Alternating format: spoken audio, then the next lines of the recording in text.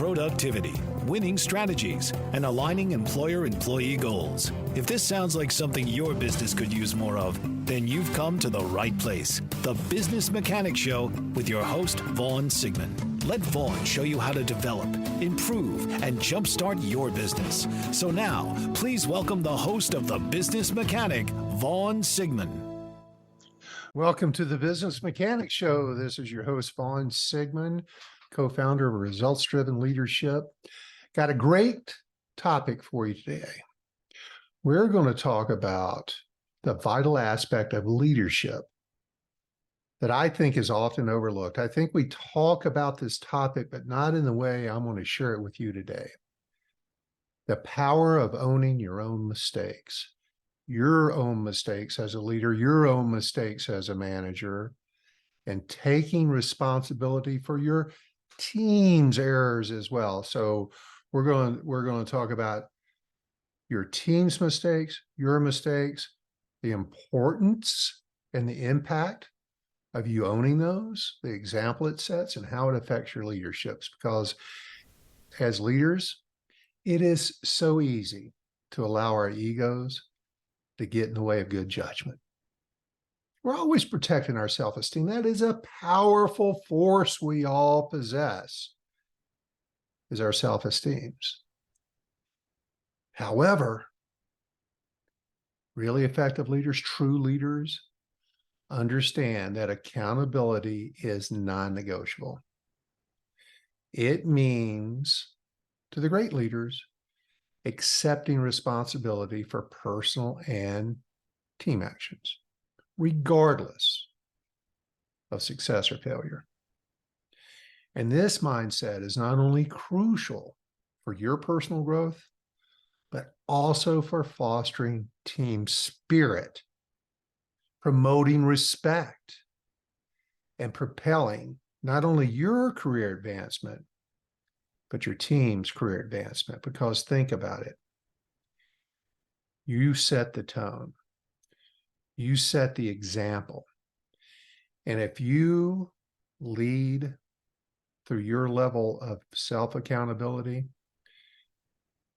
and you surround yourself with a team and they understand that is the standard for which they must operate, they're going to carry it on to the next level. And also, by the way, if you're in any company of any kind of size, those are the individuals that are going to get noticed, they're going to get recognized, they're going to be highly valuable individuals.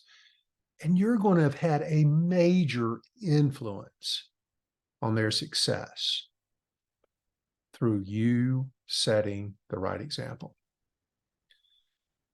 Now let's talk about mistakes.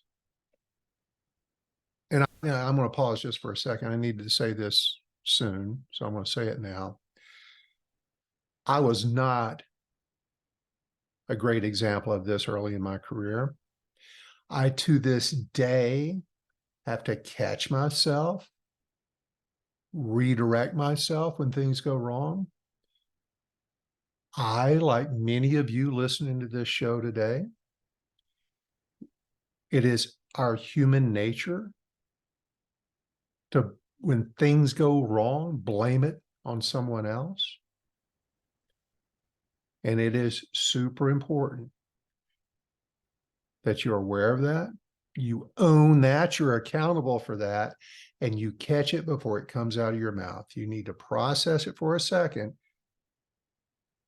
and make sure you own it. I was very well liked by my bosses throughout my career because when things went wrong, I said, "You're right, I'll take care of it, won't happen again," and move on. I didn't argue, I didn't defend, I didn't blame. I owned it and I moved on. Internally, sometimes I struggled with that, but I knew it was the right thing to do. It was the right thing to show my boss that.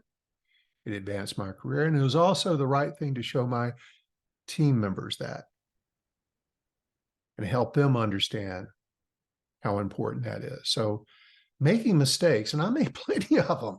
Believe me, I don't know that I've had a perfect day yet. Mistakes are a natural part of being a human.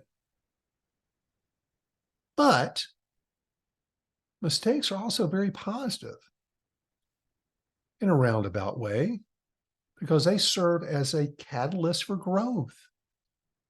And when we acknowledge our missteps, we show that we're not above errors. We're human just like everybody else. And believe me, if you blame it on somebody else, and it really fell on your shoulders to some degree, it erodes your leadership authority. People look down upon you when you start blaming things, especially on your team. Because guess who's responsible for everything that goes on with your team, both success and failure? And that's you, their leader.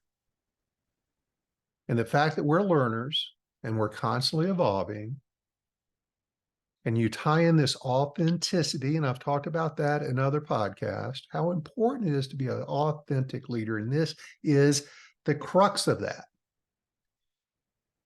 It makes you so much more relatable. It makes you so much more approachable. Your team will trust you more. It creates an openness where employees feel comfortable sharing challenges, ideas, and often they'll even share their own mistakes.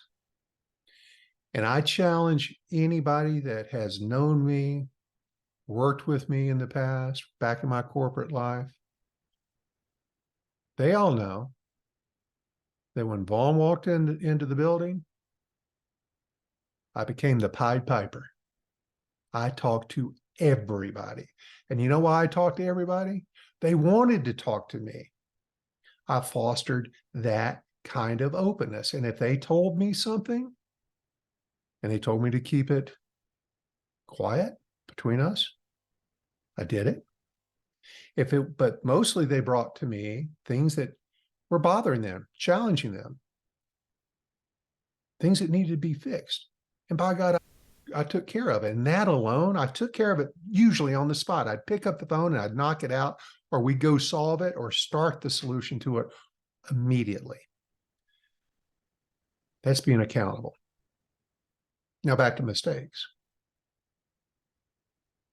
Taking responsibility of your team's mistakes. When you become that filter, that barrier, they already feel bad. Badly, bad. What's the proper English? Somebody tell me. I'll use my Southernese. Taking responsibility of your team's mistakes. When they see you taking the bullet for them, it elevates your leadership. They respect you more. If you divert that blame to somebody else, it erodes your leadership. Hard to do. Back to that self-esteem. We want to protect ourselves. You got to get yourself past that. And if I can do it, because believe me, I've got a very healthy ego. I would put my ego up against just about anybody's. It's your ability to control it. And I don't control it all the time. But in the case when it came to the people who worked with me, around me, I learned to do a superior job, not a perfect job. I was never perfect. And again, I've not had a perfect day in my life. But if you take responsibility for things, you own it, you learn from it, you take the proper steps to make sure it doesn't happen again, or you course correct to make sure the next time it comes out with a better outcome. By doing so, you're supporting and protecting your team. That is a huge role of the leader. That goes back to the creation of humans. Whatever your beliefs are, where we came from. When we were small tribes, the leader was always the one that protected the tribe. And that was and they became the natural leader because they were the ones who protected the village. It's the same thing today. When you protect them, you stand up for them, you take the blame for them. And you're just going to elevate yourself in the way of respect. They're going to trust you. And that trust is the most important bond you can have. In order to be trusted, you have to grant trust. One of the easiest ways to do it is what we're talking about today. creating a collective sense of responsibility and teamwork for both success and failures. Because when it goes wrong, we need to figure out how to go fix it, but it's your fault. And when we have success, you all made that happen. The team made that happen. And there'll be somebody in the crowd say, but you got us there. No, they did the hard work. They're the ones that got you there. Now, let's start exploring how owning mistakes contributes to your leadership development, your increased respect, and most importantly, what I mentioned earlier, your career advancement. Because here's, I don't know, 4 things off the top of my head. It's leadership development. And understand that word development, because effective leaders are not created overnight. They're generally not born. They have a propensity to it, or they have a desire to learn how to be one, but you have to understand the steps. And I'm telling you, I wanted to be a leader since 5th grade. I think 5th grade when I first ran for class office.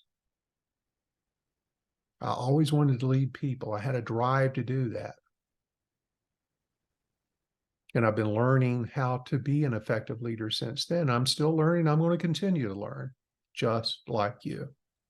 But great leaders are developed over time by consistently demonstrating attributes like integrity, humility, resilience, and what we're talking about today, owning your mistakes. When you do that, you showcase your ability to reflect, learn, grow from your errors.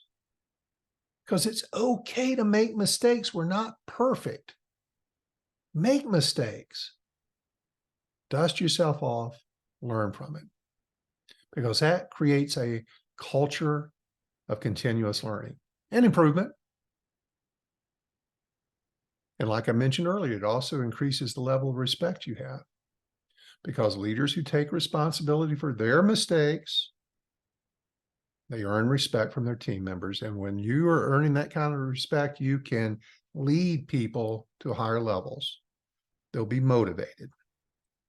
They'll be motivated to be successful for you. Because remember, as I always say, people work for people. They don't work for companies.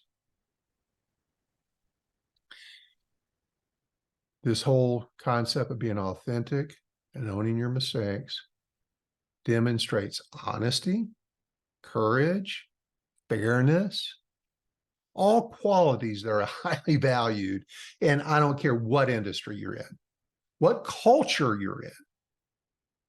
And it also shows competence. It shows that's where some people get in conflict with admitting mistakes or owning mistakes. Even if you really want the person that made the mistake, one of your team members made it, you've got to own it. That's going to make you more confident. I promise you. And by you doing that, you're going to get your team's commitment to supporting you in ways you never imagined.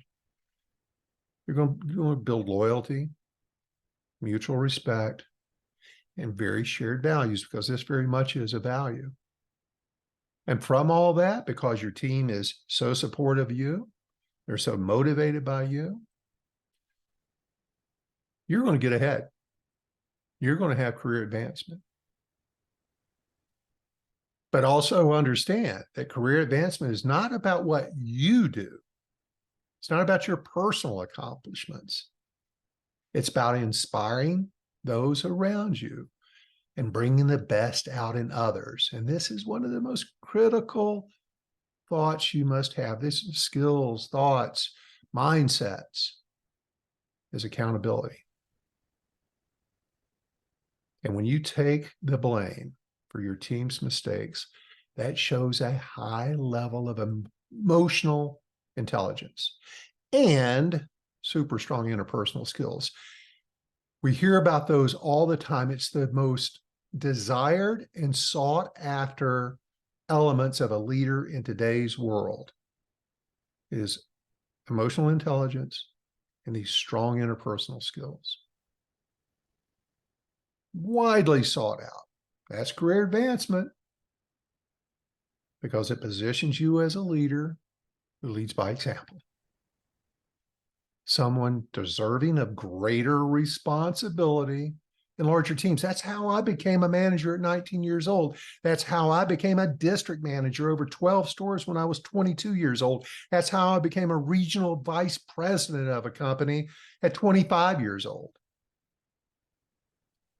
I recognized this.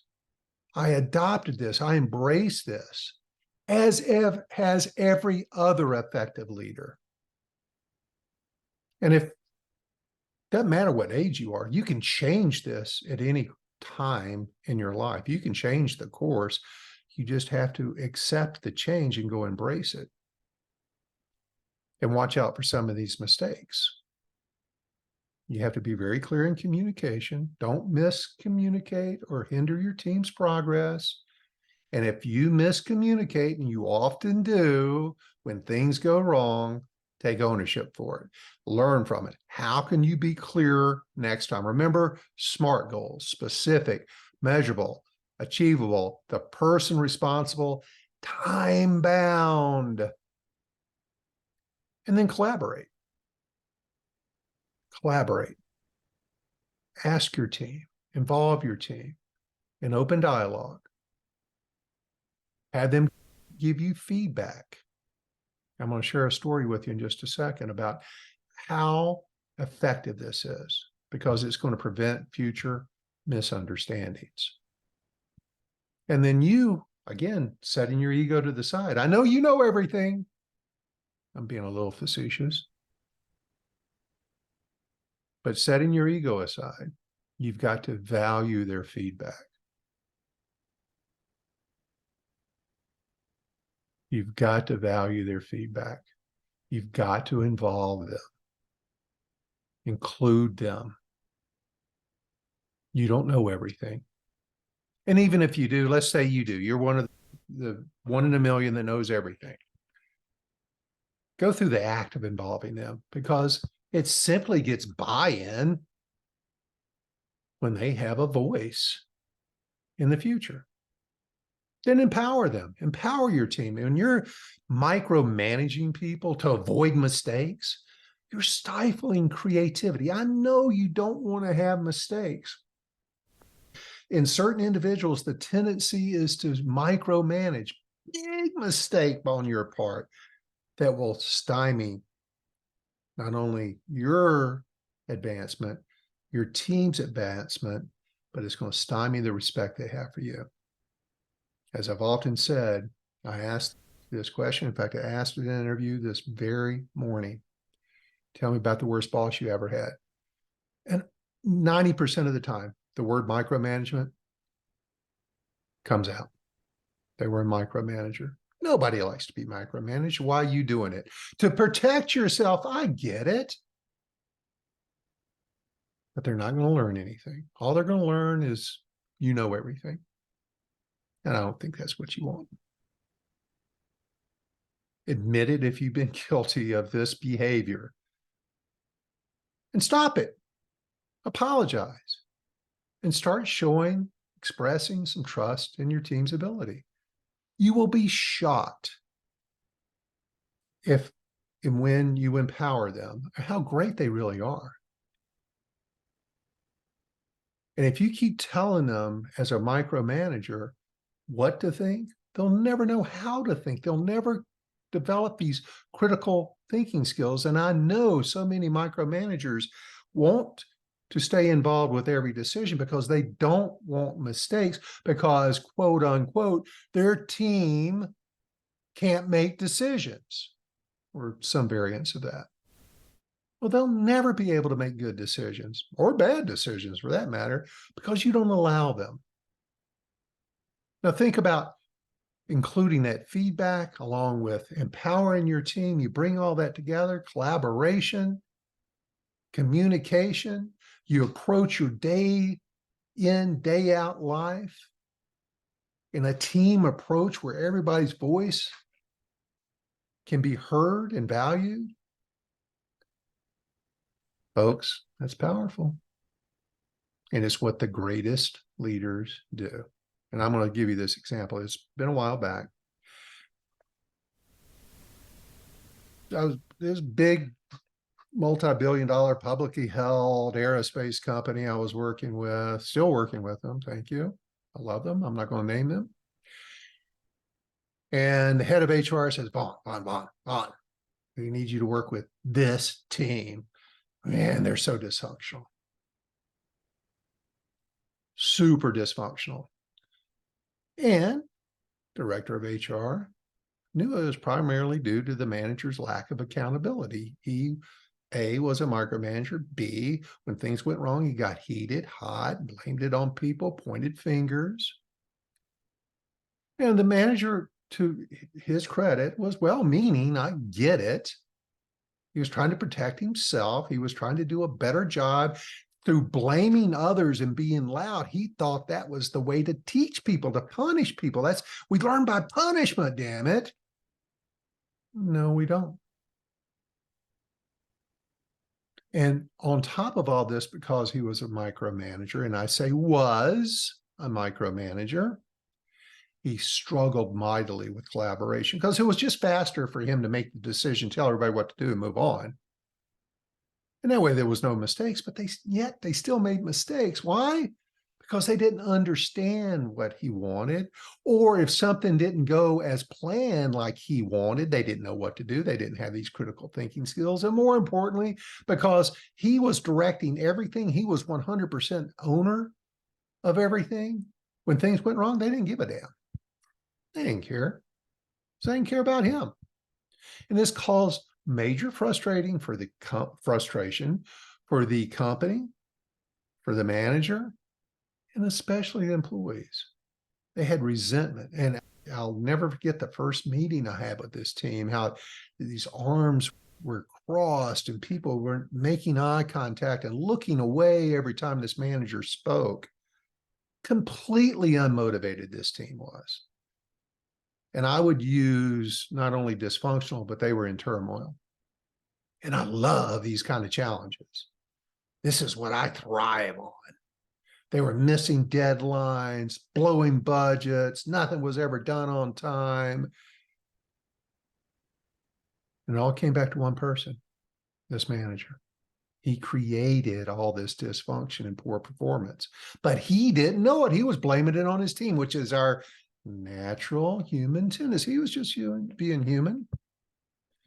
So recognizing the critical nature of this situation, because they asked me to get it fixed and get it fixed fast. I was brought in, get her fixed, Vaughn. First thing I did, one of the best team building exercises anybody can do, and I started with this one. DISC.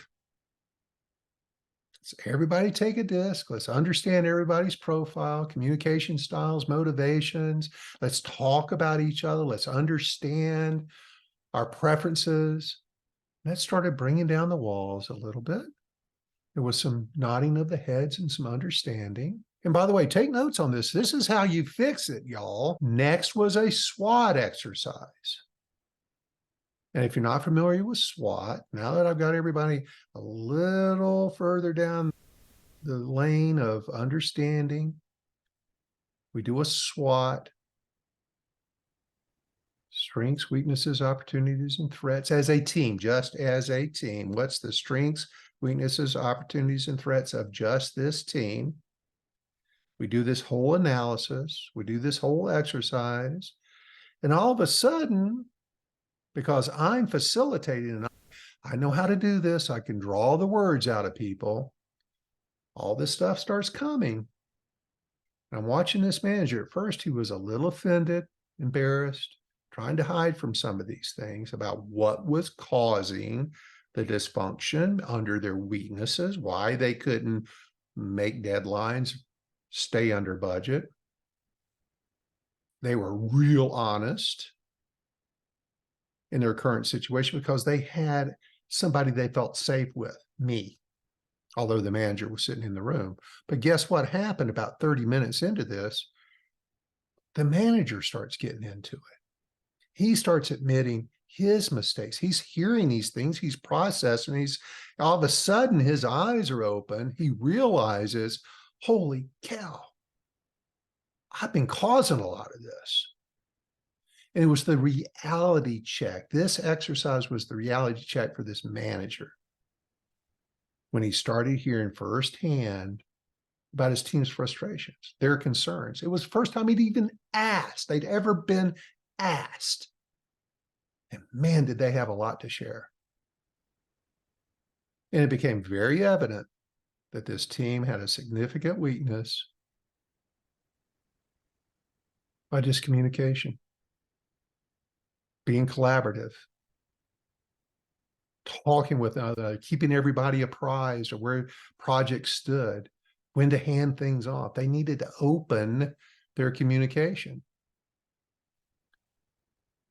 And man, did the ideas start flying. This was such an important turning point. I love to see this when it happens, because in the middle of all this with this manager, man, he was really digging this. And all of a sudden, the team is empowered. The team is collectively deciding a better future, how to prioritize things, how to communicate with one another. They worked through a whole strategy. At the end of the SWOT exercise, they had homework. Okay, guys, what 2 or 3 things do you want to go work on from a strategic plan? How are you going to fix it? They took this topic that I'm talking about right now. I come back 2 weeks later, man, had they laid it out perfectly. They'd worked together. The manager facilitated it. And they all recognized the importance, especially this manager, of shared decision-making, shared decision-making. And the leverage that gives you when you've got this collective intelligence of the team. You can so efficiently problem solve this way. And then once you're solving the problems, your execution level goes way up. And now all he has to do is rinse and repeat. I encourage him to establish regular check-ins, catch himself in his micromanaging bad habits, create an environment of conducive, open communication, and to recognize their achievements and not point out every little mistake they made. And I share this story because it's one of the most miraculous I've ever experienced. Within a month, the transformation was simply remarkable. He was having daily meetings with his team to collaborate, almost like a Kaizen. In fact, it was a Kaizen. What went right? What do we need to improve on? He was listening to everybody, taking their ideas, implementing the ones that worked. It brought such value to the team. They had a whole new view of him. And all of a sudden, this team, who did not care when things went wrong, started taking ownership. They were interested in the numbers. They were interested in their idle time. They were interested in their non-productive time. They were interested in what their budget for production was that much. They were interested in quality and reworks. This was a manufacturing facility. It is a manufacturing facility. And all of a sudden, they're hitting their deadlines. First month, boom.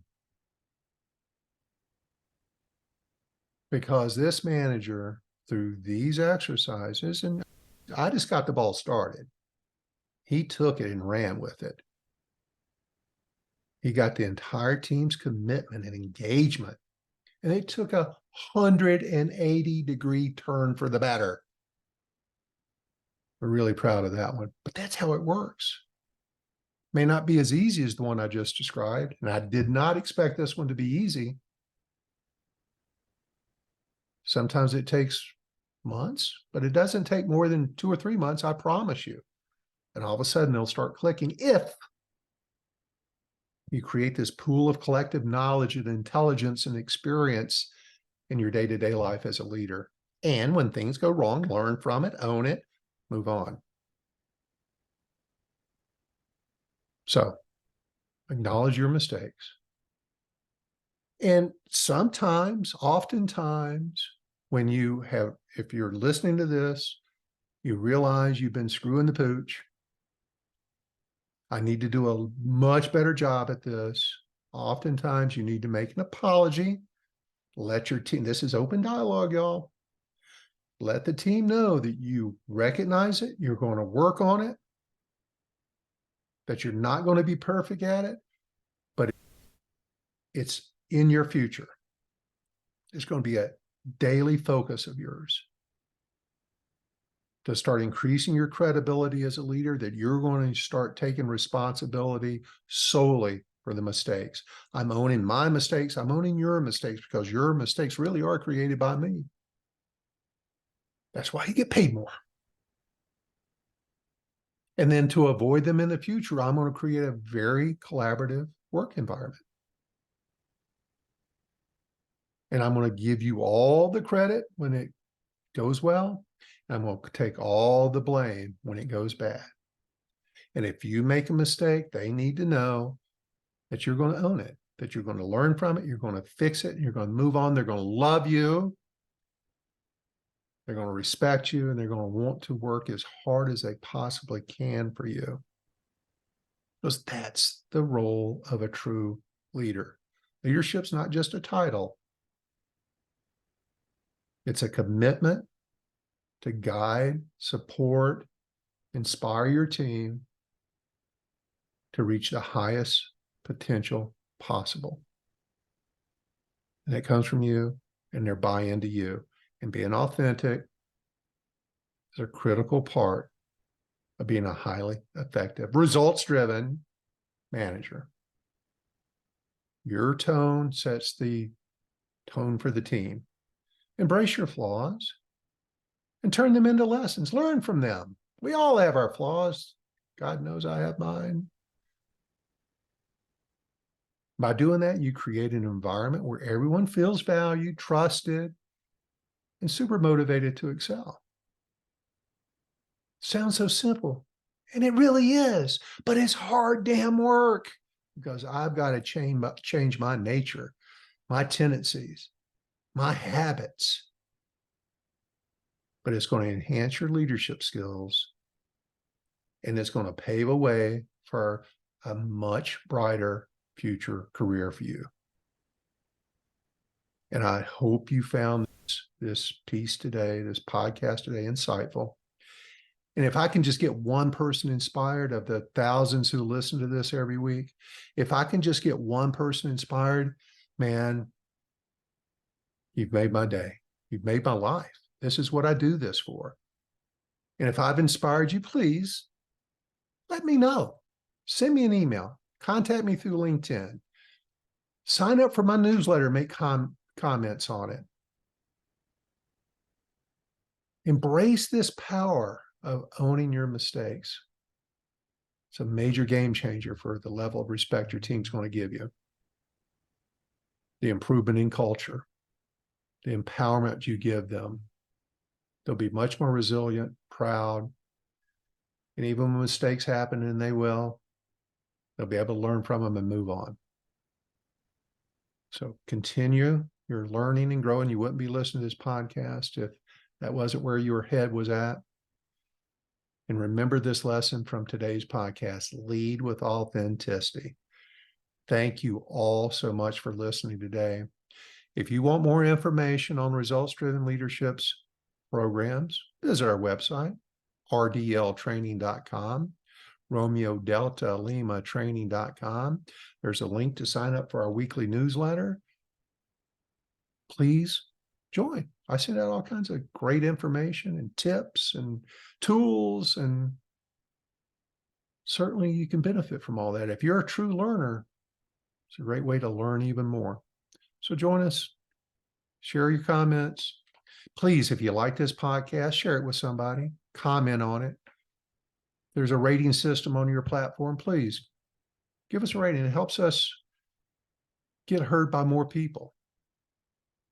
And we'd appreciate that. I don't get paid for this. I do this for free because I love doing it. So until next week, everybody, I thank you all as always for listening. I look forward to hearing some feedback from everybody. And if I can ever help you, reach out. Keep up the good work, y'all.